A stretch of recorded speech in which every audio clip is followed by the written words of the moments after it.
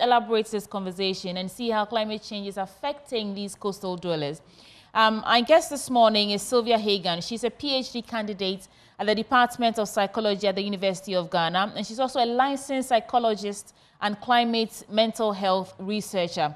Sylvia Hagan, thank you for joining the conversation. You'd have to unmute, Sylvia, if you can hear me.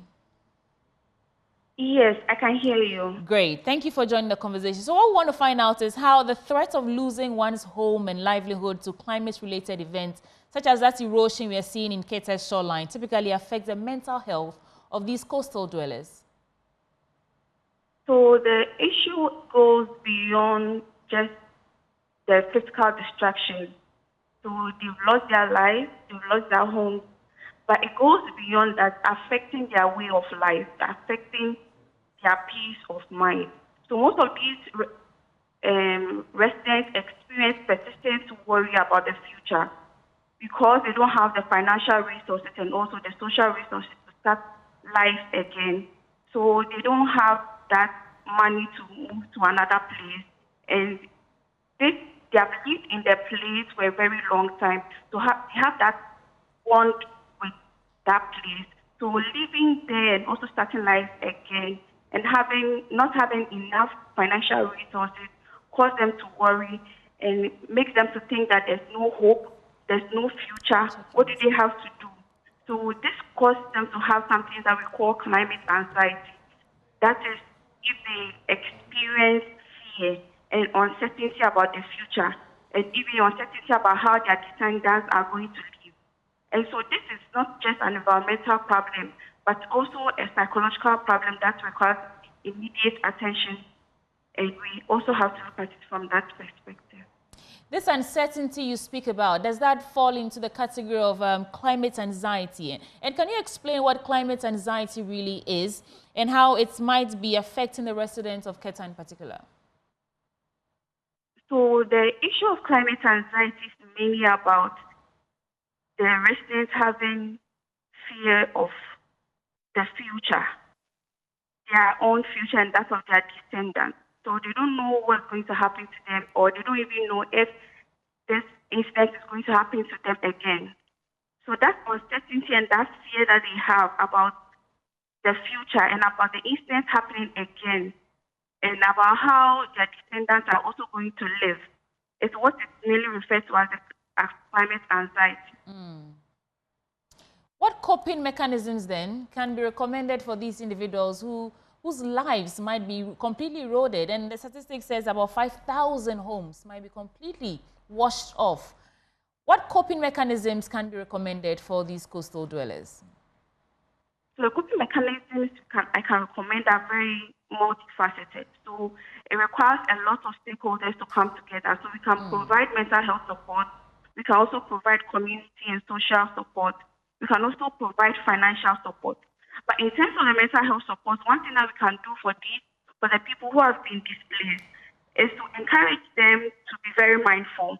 That is, they have to be aware of the present and not think about the past, nor worry about the future. So they have to live in the present. And another thing too is to encourage them to have positive thoughts. So an example is when we are talking to them, we talk to them about the fact that it is true they've lost their lives and properties and their homes, but they should see hope in the fact that they are still alive.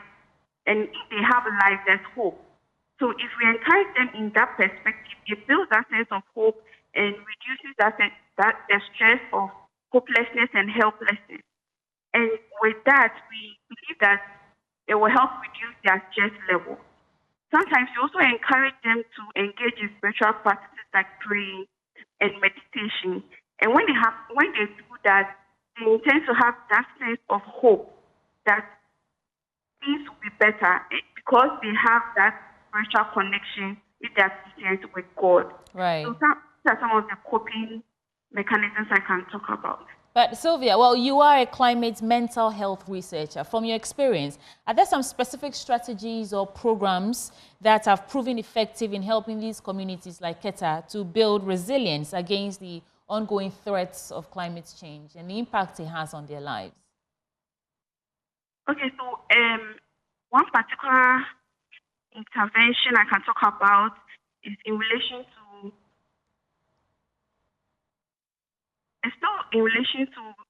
collaborating with other stakeholders. Right. Because the issue is multifaceted in such a way that we can't only do it as psychologists. The government can't do it alone, nor urban planners or environmentalists. So that we have to come together to have a comprehensive plan about building a sea defense and also planting trees along the coast. And when we do that, we are killing. And when we do that, we are fighting the sea with nature. So we are not just only planting the trees, we are also doing the sea defense. So we are doing it together. And when that happens, the trees will help reduce stress levels because trees are very good to reduce stress. You mentioned that at the same time, the trees will help reduce the flood.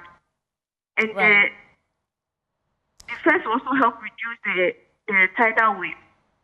So the urban planners will help us do all this together, and it will help to reduce both the physical and the mental health aspect of these residents. That is on a long term.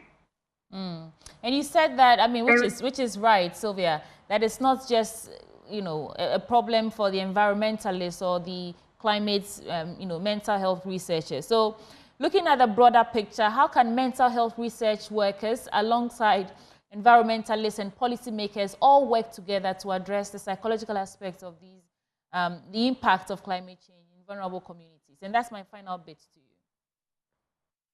Okay, so what we can do is to advocate for mental health. To advocate for mental health is to be part of climate change adaptation policies, because we know that now the issues are not only environmental, but also psychological.